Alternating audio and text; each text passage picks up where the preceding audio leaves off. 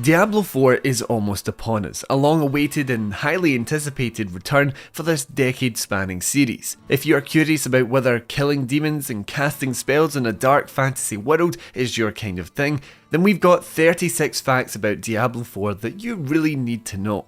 Let's get into it.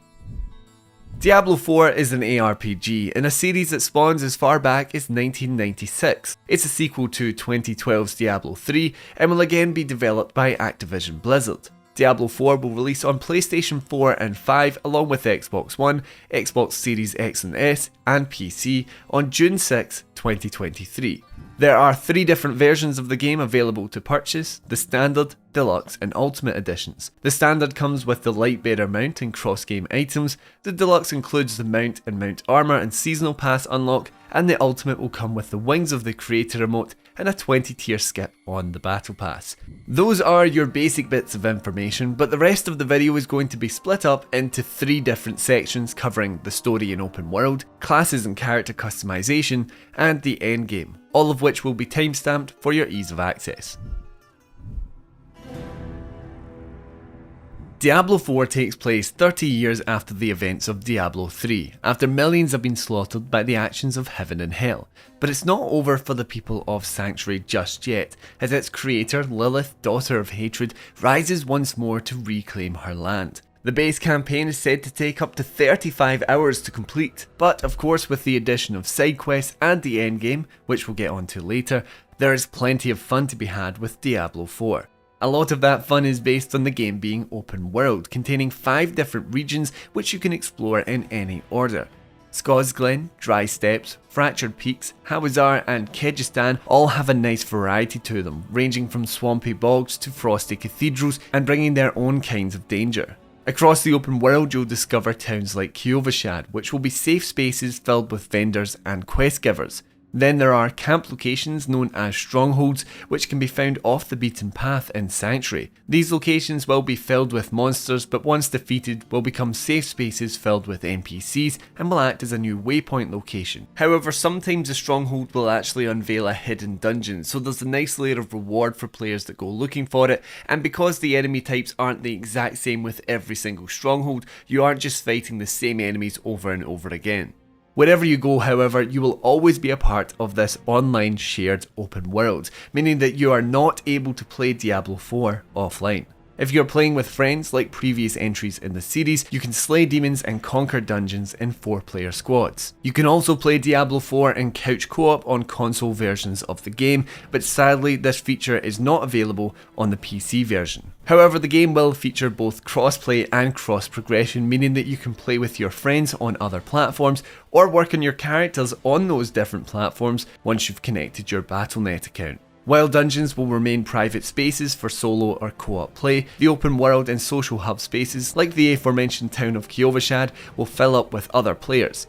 When out in the world you'll also come across public events, very similar to Destiny, where world bosses will appear. These guys are meant to be tough and require the help of a lot of other players wandering the plains of Sanctuary to defeat them. If you feel like taking the fight to other players rather than helping them, then you can always travel to the Fields of Hatred. These are your PvP areas throughout the world filled with monsters to slay and loot to collect, but you'll be fair game to other players wandering these regions too. In these fields you'll collect shards of hatred, which must be redeemed before leaving, a process which will mark you as a target for other players. If you fail, you'll just lose your shards, so it's relatively casual, but if you do succeed, you can use these shards to buy items from special vendors to kit out your character.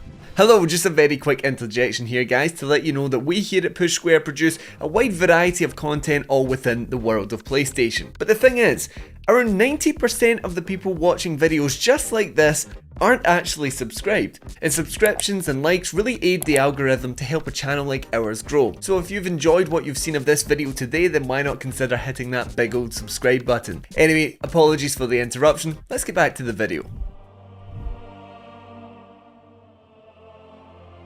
Character builds and customization are very important to the Diablo 4 experience. This entry will actually include character customization, so you can diversify the look of your character. Once you've honed in on their look, you'll have 5 different character classes to choose from: Barbarian, Sorceress, Rogue, Necromancer and Druid. As you may have picked up from these names, this allows you to choose between more magic-leaning characters or your typical steels and shields type. But let me break down these class types. Barbarian, which is likely the class I'll go for, is your melee skirmisher, wielding one or two-handed weapons. These are your DPS guys, great for getting up close and personal, and are solid all-rounders for those unsure of the playstyle they want to don. Sorceress is the magic-wielding glass cannon who controls fire, cold, and lightning attacks.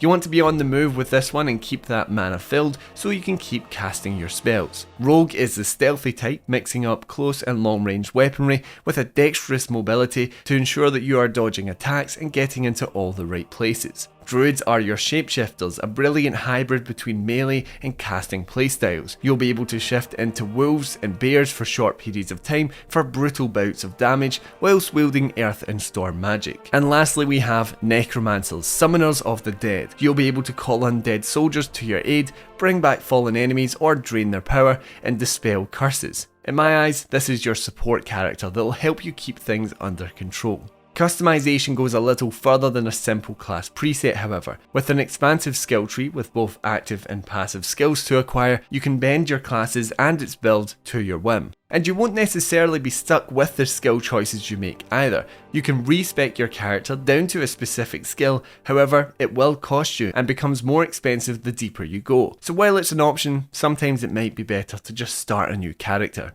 Evolving from what characters experienced in Diablo Immortal and Diablo 3, skill and abilities are no longer tied to armor, so you're able to switch them out without completely changing your character's build. Armor will come in different tiers of power, progressing through normal, magic, rare, legendary, ancient legendary, and mythic. Each armor piece will come with an attack and defense stat, with additional stat bonuses included with the higher tier pieces of gear. And the armor variety doesn't stop there, as you can also customize the color of your armor pieces with dyes that are said to be grounded within the world of Sanctuary, which basically means you shouldn't be cutting about in a magenta armor piece as you talk to a desperate survivor in their little brown rags. And lastly for this section, the inventory system has been simplified, removing the need to play a mini game of Tetris with your various weapons and armor pieces. Just chuck it in and you can auto sort it with the click of a button.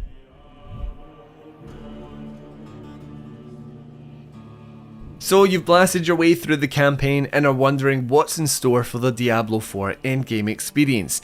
The first level ceiling of the game is level 50, which will build up your basic skill points and will typically be reached with campaign completion. However, from levels 50 to 100, which is the max level of Diablo 4, you'll earn Paragon points for the returning Paragon system.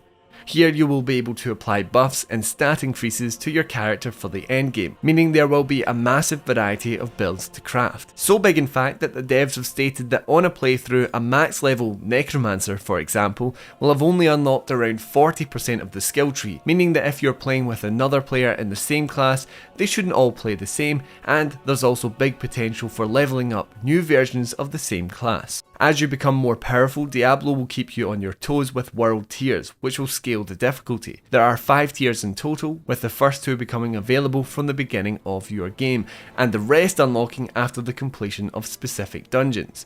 Rewards scale with the world tier, so the higher the tier, the better the gear, the larger the volume of gold, and the higher the XP boost. Once you start working your way through higher tiers, you'll eventually gain access to events like Nightmare Dungeons, which are just higher difficulty versions of your regular dungeons. Nightmare Dungeons will actually come with modifiers which will change how enemies play, so these aren't just your typical run and slash experiences. You'll need to plan and take your time if you want to make it out alive with an inventory full of loot. Bounties are returning to Diablo 4 in the form of the Tree of Whisperers, which will give players weekly world objectives to work through and rewards to collect. But if that wasn't enough post-campaign content for you, Seasons will return from Diablo 3 with full battle passes to work through, which are expected to include time-limited gear and possibly even mechanics if Diablo 3 is anything to go by at least. These will vastly improve the replayability of the game and give you something to strive towards each week. That does touch on something, however, that isn't exclusive to the Battle Pass. Endgame loot is really what you're striving towards. This is a looter slasher after all, and the new mythic tier of armor for the endgame will allow you to take that customization experience to the outer reaches. And they look pretty cool as well. And that is everything you need to know about Diablo 4. If you've been checking out either the closed or open betas for this game, let us know how you've been getting on down below. We can't wait to get our hands on this ARPG when it launches on June 6th, and if you are in the market for more Diablo or PlayStation news, reviews, guides or gameplay, consider subscribing to us here on Push Square. Thanks for watching.